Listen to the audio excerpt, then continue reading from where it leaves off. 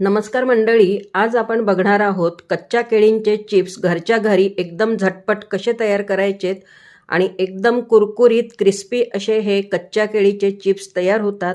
तर त्यासाठी इथे मी 2 मोठी कच्ची केळी घेतलेली आहेत आणि सोलून घेतली आहेत। त्याचे साल जे आहे ते काढून घ्यायचे आहेत।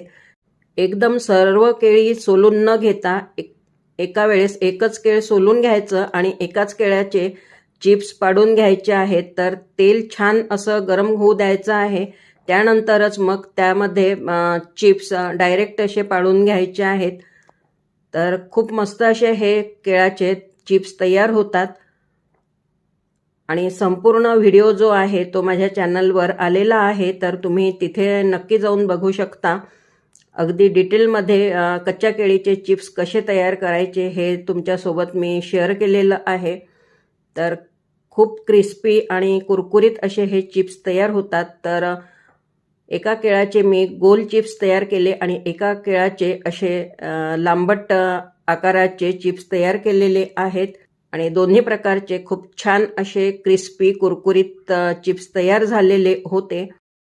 आणि हे चिप्स तळण्याकरिता मी जे भाजीसाठी रोज तेल वापरते तेच वापरलेलं आहे।